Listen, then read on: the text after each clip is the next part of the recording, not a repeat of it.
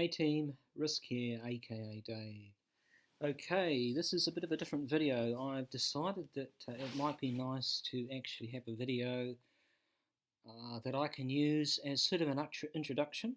Call it a sort of a beginner's guide or a basic guideline to Elvenar, but specifically I wanted to use it for those who possibly join the fellowship a little bit later on. I mean, the truth is people come and go, and our fellowship's been lucky enough to been active. And look, I'm very proud of the fact that we are now. Let's have a look.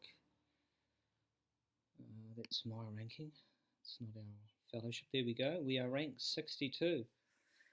So, we've done fantastic to get to rank 62, but at the end of the day, like I said, people will come and people will go. So I guess I'm doing this in a way for those who will come in the future.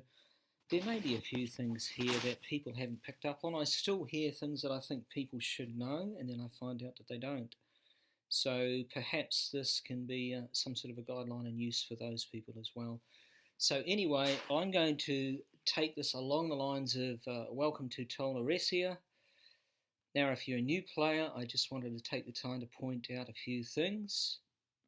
Number one, there are some people that I invite to the fellowship that have never been in a fellowship before, and many of them have actually messaged me upon jumping on board and said, how do I go about doing this and how do I do that? How do I visit people? How do I motivate or polish cultural buildings? So to begin with, let's have a look.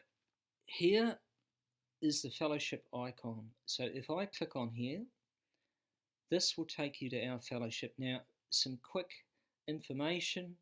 You can see the inn is full, 25 members. There's a cap of 25 in Elvenar, and we've got 25 spots already filled, so no positions at the moment for anyone who would like to come on board. There's our rank. Our global rank at the moment is 62. Our score, just under 400k. Now, if you're new, you've never been in a fellowship before, how do you visit your members? Well, this is what you do. You click on members.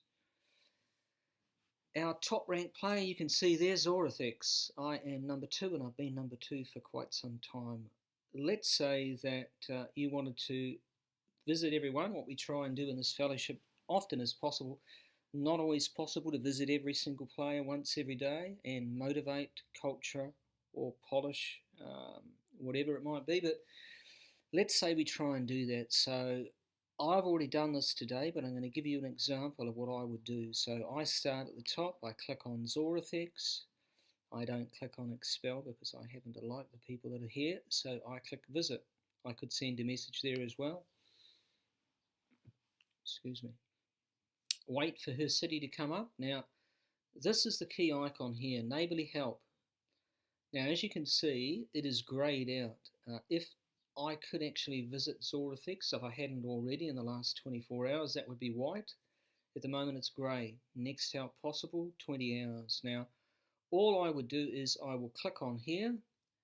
The next thing that will come up is pick a building. So there will be buildings that have helping hands above them. Now, what I will do, I will show you an example as a neighbour so you understand what I'm talking about. But then, after I've done Zorathix, first thing I do is I have a look up here in the title. It may say culture, it may say build, or B, which is generally builder's hut, and MH, which is generally main hall. So what I try and do is have a look, is there anything that they would prefer? So let's say it was culture.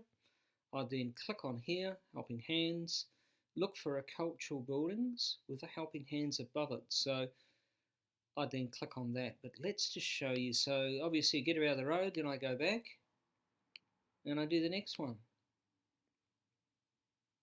All the way down the list. Here's a better example.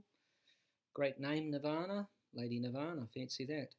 She would like C, which is culture, M, which is main hall here, and then B, which is builder's hut. There's your builder's hut.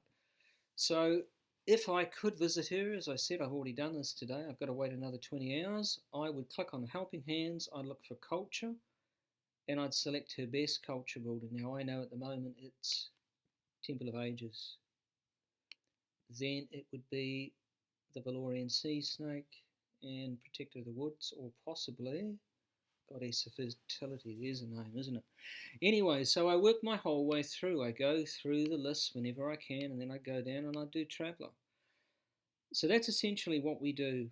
Number one part of being in a fellowship is to visit people as often as you can. I try and do it once a day. Look, 25 members takes me about, certainly no more than 10 minutes.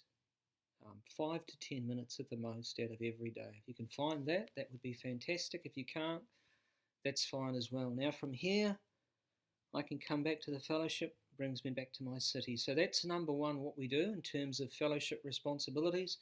The other thing that we do is we try and engage in trading, and we assist one another. So there's your trading icon. If you click on that, I can click on here, show fellowship offers only. Now I can see these are just fellowship people. So what we try and do is assist one another. Now Red Queen is a bit naughty. See what that says? This offer is very expensive. The goods that are asked for are far more valuable than the offered goods. The more stars, the merrier. This offer is a bargain. The wanted goods are far less valuable than the offered goods. So he's offering 50 crystal and he wants 180 marble. Now marble is only a first tier good. Crystal is a second tier good. Costs a lot more in terms of supplies and coins to create 50 crystal than it does 180 marble. So that's what they base the rating on. It's cost as opposed to the cost of something that you're asking for. So Red Queen wants 25 elixir. They cost a damn sight more to make than 100 planks do, which is why it said lousy offer, sorry. Now what I do is I'd go over here and I'd have a look. There she is again. She's still trying to cream the crop there, but at least she's got to 1 star. The offer is somewhat expensive. The wanted goods are slightly more valuable than the offer goods. Now what I do is I always make my offers 3 star, because rather than have them just sit on the trade board, I want to see them shift. So if you wanted to put an offer up, you'd go here, your offers. I don't have any offers, so I could go place. Then I choose.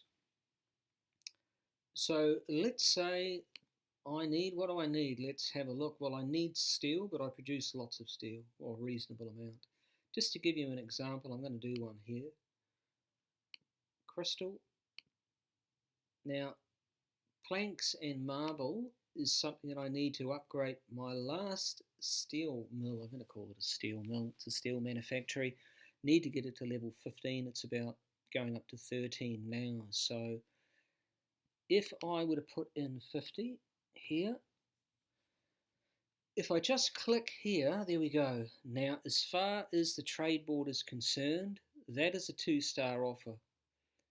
What it's done is it said 50 crystal is worth 200 marble. Remember, it's in terms of cost to produce, all right? Cost to produce as opposed to the value of the goods that you're asking for. Now, that'll be a 2-star offer if I put it up. I'll just show you.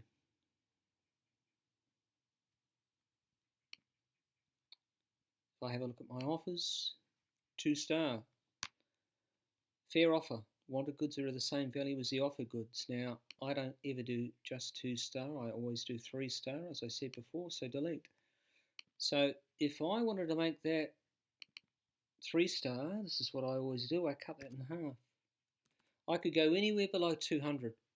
You can punch in the exact amount you want. I could go 150, whatever I might want, but I'm not greedy.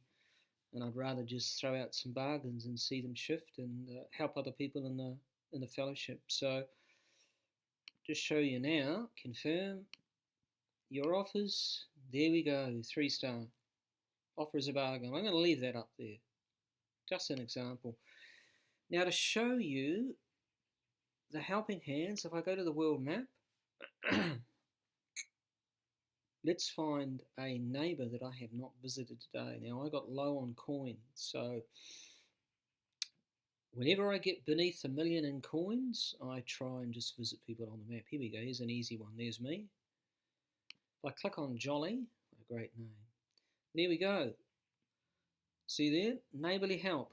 help out the city and receive some coins. If you help someone who has already helped you within the last 23 hours, you will also receive supplies. So with your neighbours, it's a good idea to try and get a bargain going. I don't have many great neighbours. I think I have one neighbour out of loads of neighbours that visits me daily, and I visit them. Just one. Here we go. So there it is. Remember I said before, you click on it. Now what does it say? Now select a building. Well, I look for a building with helping hands over the top. She's tiny. So if I click on her, I gain for my efforts 13,200. And when they go into their city, they will see that they have gold coins waiting for them in their main hall. Okay, so that's how it works. Now, the value that you get in terms of neighbourly help is modified generally by your main hall. So if we click on your main hall, let's have a look at, there it is there. Okay, so all the stats, it's 15. Coin capacity is 4,400. Well, actually, that's 4,400,000. Supply capacity is 440k. Well, I'm sitting at 349 at the moment and 1.6. Every time I help someone out, whether it's a neighbour or it's someone in the fellowship, I glean 13.2k. Okay? I'd love to upgrade it, but I can't. I need to research. So I've got to wait. All right? If I wanted to find out what relics, now remember, there is such a thing as boosted goods. So I will find my boosted good production here. So main hall, relics. For me, the three things that I produce that are boosted, see there, relic boost, is steel. 266 really isn't that much. I think there are people out there in the fellowship that have got a lot more than that. I tend to go for crystal because I hunt for crystal with my scouts because crystal is an easy win on the field. Okay, so I look for crystal more than I do anything else, which is why crystal's now 337.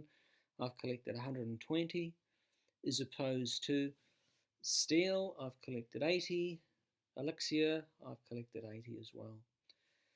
Shows you there, if I get 2 more, I'm going to get that upgrade. If I get 8 more, I'm going to get the next upgrade. So these are critical things. You may not understand what boosted goods are. This is how you find your boosted goods. So you open your main hall, you go to your relics. There's your boosted goods. So boosted goods means the amount of crystal that I will produce, or steel, or elixir. There's my crystal, there's my steel, there's my elixir. The amount of elixir that I will produce, see this is 3-hour production, 304. Here's a 3-hour production for gems. Now obviously the level isn't quite the same, 8 v 7, but look at the difference.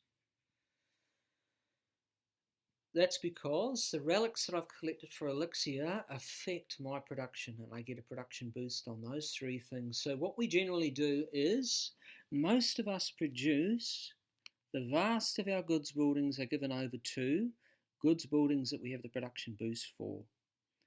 Okay, now I'm going to push pause on this because otherwise it will be too large. I won't be able to load it up into YouTube, and I'll come back and do part B. So thanks for listening.